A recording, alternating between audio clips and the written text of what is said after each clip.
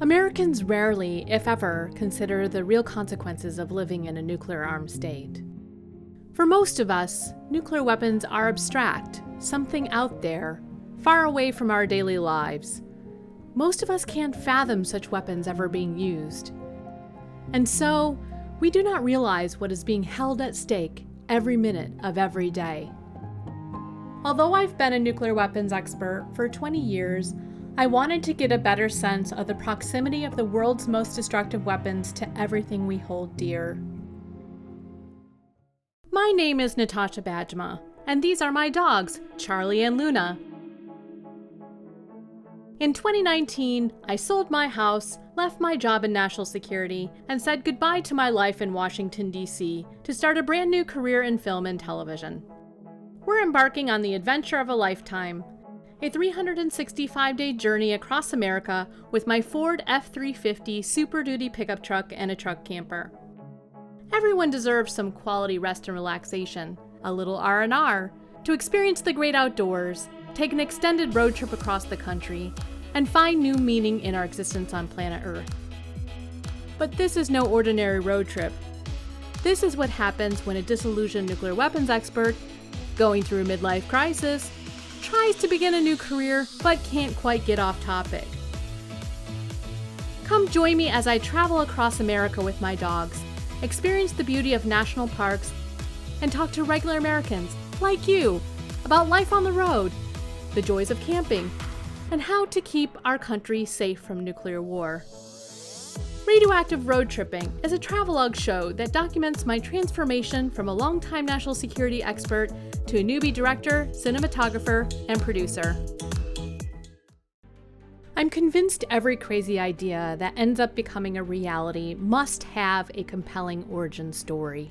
For Radioactive RoadTrippin, the long journey begins in the coastal town of Rockport, Texas, located on a peninsula just off the Gulf of Mexico.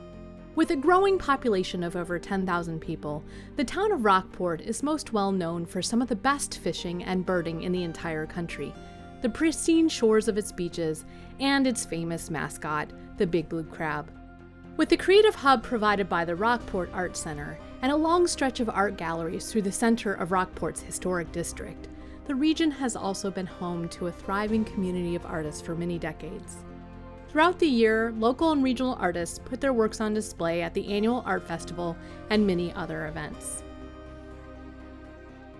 After 2 decades of working as a nuclear weapons expert, I could have never predicted that my life in Rockport would make me see nuclear weapons through a fresh lens.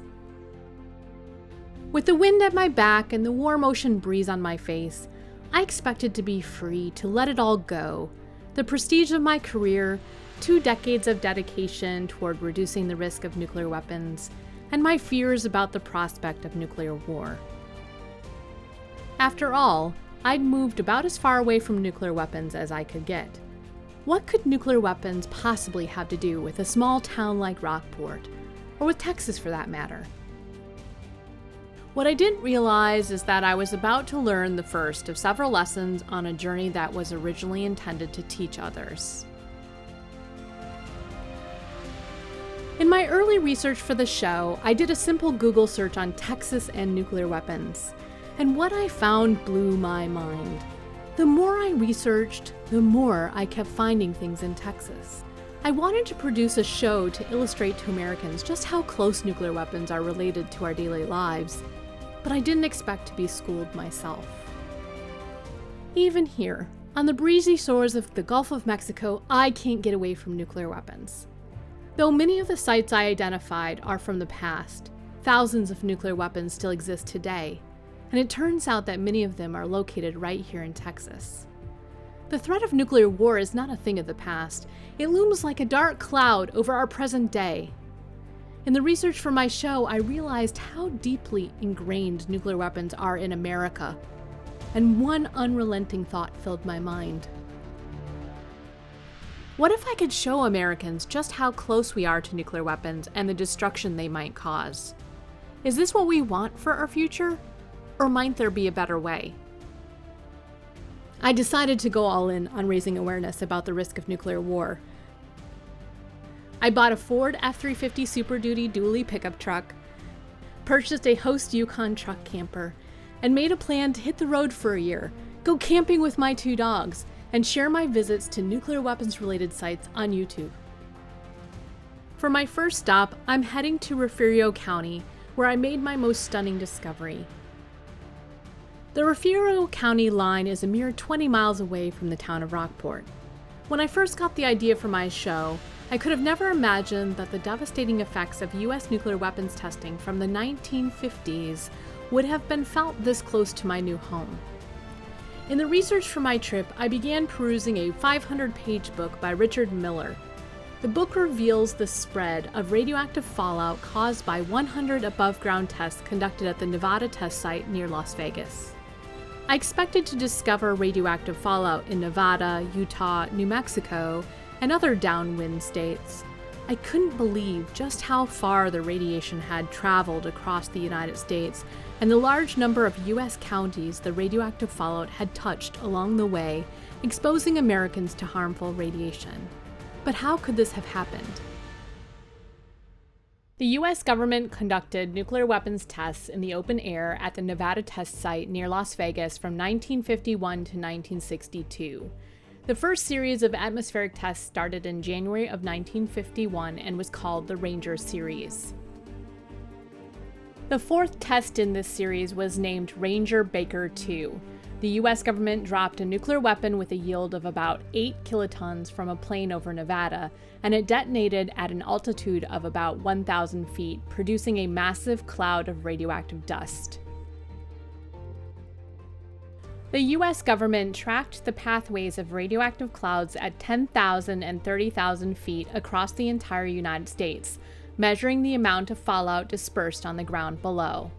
At 10,000 feet, the nuclear debris from the Ranger Baker 2 test traveled south from Nevada into Arizona, passing north of Phoenix, and over New Mexico, entering Mexican airspace for a time before moving back into the United States at Ruidoso, Texas. From there, it passed over Big Bend National Park to Carrizo Springs, Texas, and out over the Gulf of Mexico at Aransas Pass. Before the cloud reached its final destination in Florida, however, the radioactive dust cloud mixed with a storm cloud and produced radioactive rain, falling down on the citizens of Refugio County without their consent or knowledge. Because of this single test, Refugio County ended up ranking 43rd of 3,078 U.S. counties in terms of highest amount of fallout received from these tests. Between 1951 and 1962, the U.S. government conducted 100 such tests over the state of Nevada, dispersing radioactive fallout around the entire country and creating random hotspots like Refugio County as far away as Boston and New York.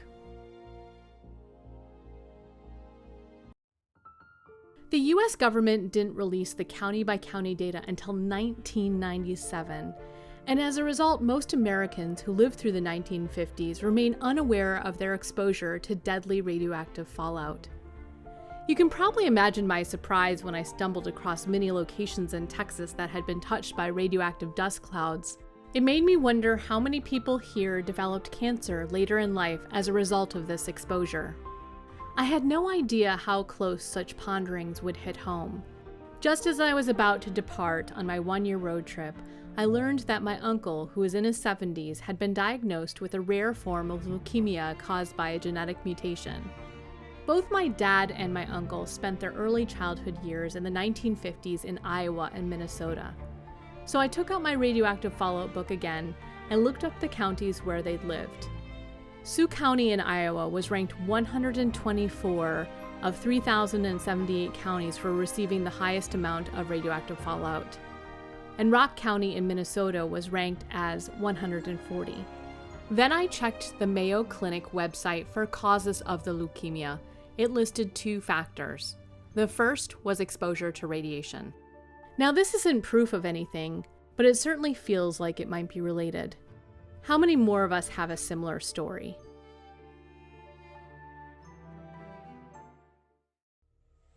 For my next stop, I'm traveling about 70 miles to the small town of Falls City, located in Karnes County, Texas. I found out about a strange place on Google Maps called Uranium Lake. It turns out not to be a lake at all.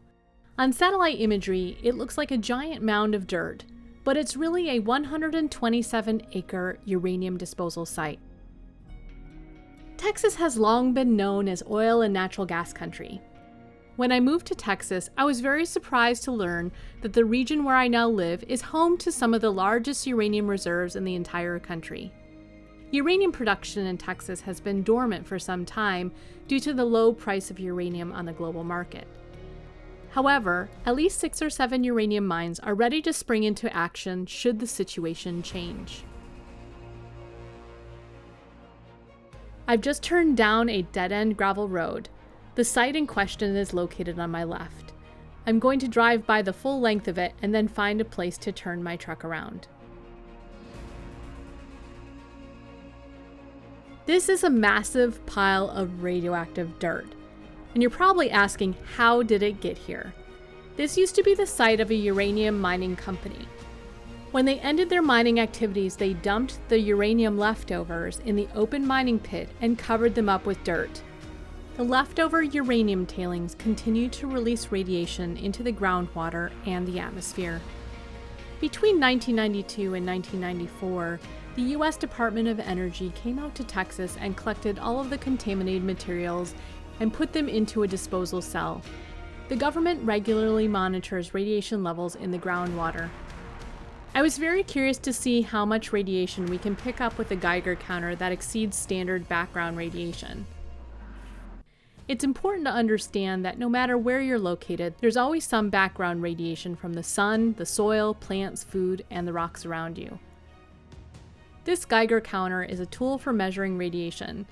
Radioactive particles in the environment enter a tube located in the box behind the information display and interact with the gas in the tube to form ion pairs. The device counts the number of ion pairs that are created and indicates the count per minute, or CPM, on the screen. The normal range for this device is 5 to 50 counts per minute. In addition to the amount of radiation, the type also matters. There are 5 types of dangerous radiation emitted from radioactive materials: alpha, beta, gamma, X-rays, and neutrons. Radiation types vary in their ability to penetrate certain materials and cause damage. Whereas gamma radiation can penetrate dense materials such as the walls of a building, alpha radiation produced by uranium cannot pass through paper or our skin. However, alpha particles are highly toxic if ingested or inhaled. Throughout the decay process, this pile will release mostly alpha radiation, but also small amounts of other types of radiation, so I definitely need to limit my exposure. As you can see, the Geiger counter reached 95 counts per minute, hundreds of feet away from the pile. This far exceeded my expectations. Exposure to radiation is cumulative and contributes to increased probability of developing cancer later in life. I'm lucky I get to leave this pile of radioactive dirt behind, but I can't even imagine having to live next to it my whole life. My next stop takes us to San Antonio, Texas, where I will visit a former top-secret nuclear weapons storage site called Medina Base. It's only 164 miles from Rockport, which amounts to a 2.5-hour drive from my house. San Antonio is a sprawling city in south-central Texas and currently has a population of over 1.5 million people, making it the 7th largest city in the United States. The Alamo, an 18th century Franciscan mission, marks the infamous battle for Texan independence from Mexico in 1836 and represents one of the city's most popular landmarks. Although dogs aren't allowed to go near the building, you can still get a good view from the sidewalk. It's hard to imagine that during the 1950s and 1960s, hundreds of nuclear weapons were stored only 7 miles from all of this, putting San Antonio at risk of experiencing a nuclear weapons accident and making it a key target in a nuclear war. In the 1950s, the U.S. nuclear weapons stockpile began to grow, reaching a total number of more than 28,000 weapons by 1963. Not all of these were to be deployed on missiles, bombers, or submarines, and so they needed to be stored in a place that was secure and easily accessible. There were two types of top-secret storage sites during the Cold War: national stockpile sites and operational storage sites from which weapons would be deployed. There were 6 national stockpile sites in total. 2 were located in Texas, and one of them was called Medina Base right here in San Antonio. Medina Base consists of about 100 igloos. These are rectangular bunkers designed for the storage of munitions, including nuclear weapons. The igloos were built out of reinforced steel and concrete, and they are about the size of 4 two-car garages. They are rounded at the top and buried partially underground. It's unclear how many nuclear weapons were stored here, but this site has enough capacity to store thousands. Thanks to the awesome public affairs team at Joint Base San Antonio-Lackland, I got the opportunity to go inside one of the igloos used to store nuclear weapons.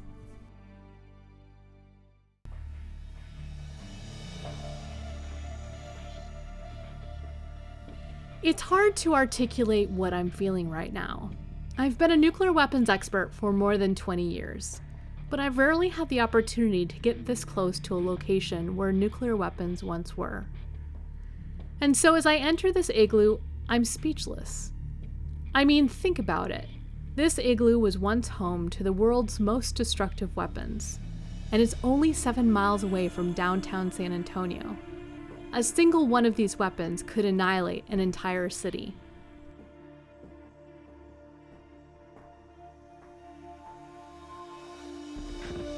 Now we're headed to go see igloo number 572. In 1963, a nuclear warhead assembly in a storage igloo sparked and caught fire, igniting the high explosives in the shell.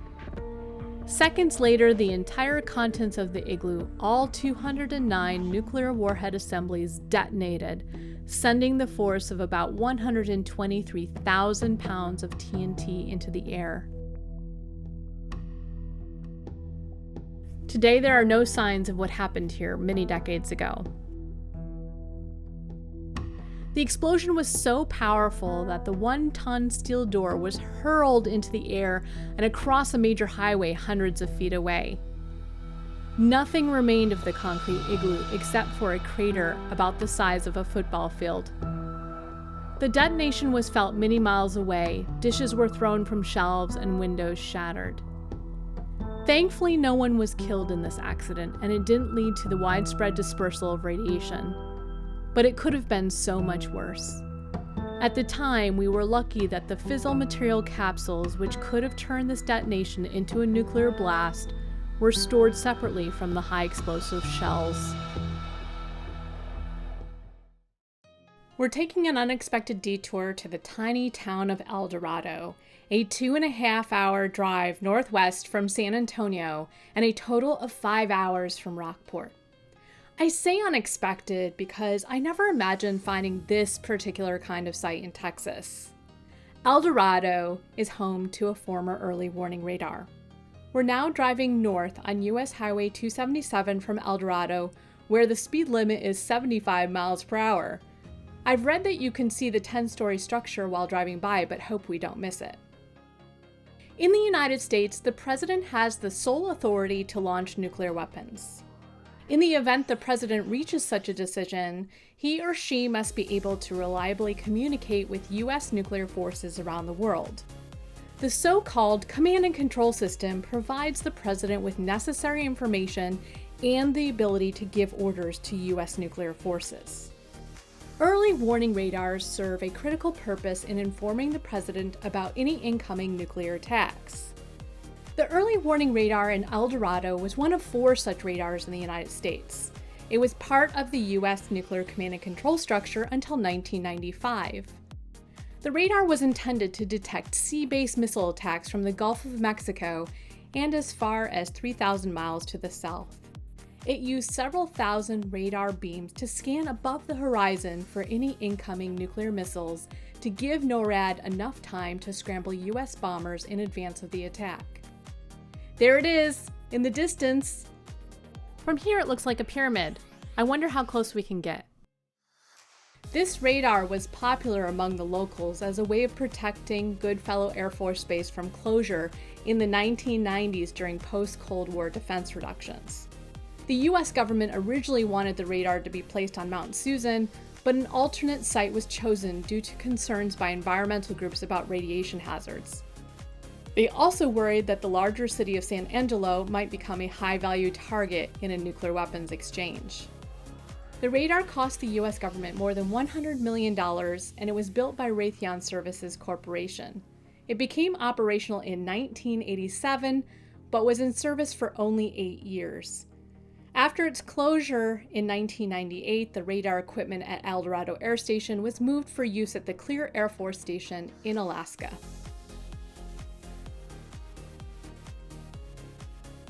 We're going to turn around and see if we can get a closer look. I'm now turning south onto County Road 302. Here we are at the entrance to the air station. Sadly, it's blocked by a gate, so we can't get any closer than this. From Google satellite imagery, it appears to be in a state of disrepair. The facility was mothballed, but it is still on the books of the US Air Force today. Our last pit stop takes us 6 hours north to the high plains of Amarillo, Texas, in the Texas Panhandle. Amarillo, Texas is a city full of contradictions. With a population well over 250,000 people, it was once proclaimed the helium capital of the world and operates one of the largest meatpacking industries in the United States.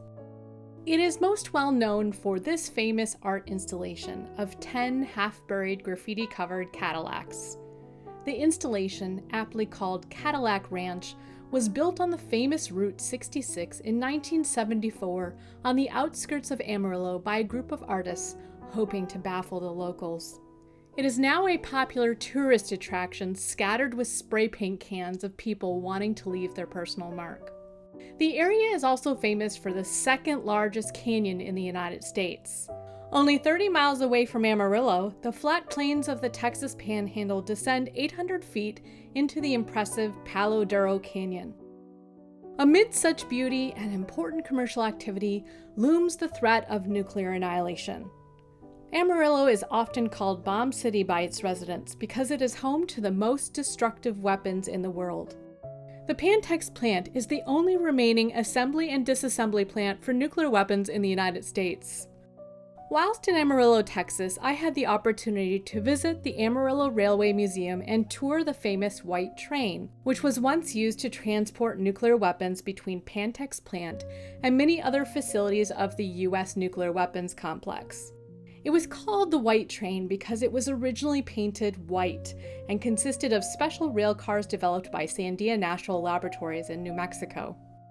At the Amarillo Railway Museum, you can see how the different cars on a so-called White Train would have been configured, and you can even tour some of the original cars.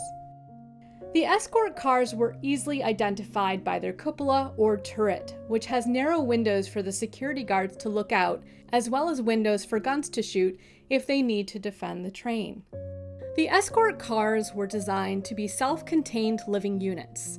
They had full-service kitchens, sleeping quarters, showers, and small community areas. Each White Train had a crew of 7 security guards. The slow pace of these trains, which traveled at 35 miles per hour, meant very long cross-country journeys. One of the most common routes for the train took nuclear bombs from Texas to Bangor, Washington, where they would deliver weapons at a submarine base. We are now in the turret, or cupola, where the security guards on duty can monitor communications, look out the bulletproof windows, and put their guns through slots in the event that they have to defend the train. A power buffer car comes after the guard escort coach. This car is empty and serves as a buffer between the end of the train and the weapons transport cars. Next come the weapons transport cars. The rail cars for carrying nuclear weapons were reinforced on the bottom and sides and top-loaded through heavy metal plates that had to be lifted with a crane. There's a combo safe on the side of the weapons transport cars.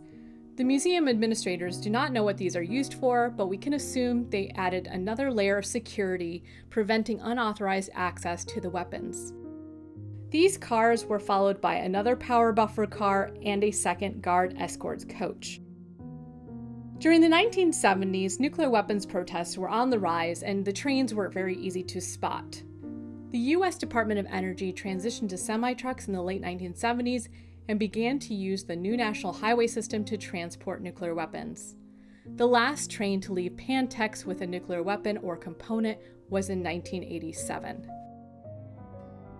A radioactive road trip would not be complete without a camping adventure. On my way home to Rockport, I decided to pay a visit to Big Bend National Park. The trip takes us 440 miles south from Amarillo to an extremely remote part of West Texas on the U.S.-Mexican border. Big Bend became a national park in 1944, and it is home to 450 species of birds, black bears, mountain lions, deer and elk, and much more. It is the only national park to contain an entire mountain range, the Chisos Mountains, and it is known as the darkest place in the continental United States, except for Alaska. With its desert, river, and mountain landscape, the beauty amid total isolation here is unmatched. Big Bend ranks as one of the least visited national parks in the United States, and it feels bereft of a human footprint. And this is where my journey comes full circle. Even this far away from civilization, we can't escape the specter of nuclear weapons. When I look up at the mountains and admire the beauty around me, I can't help but think of the nuclear weapons test that took place in 1951 over 1,500 miles away, and how it sent a radioactive dust cloud over this very park and dropped most of its deadly contents onto a county near my new home.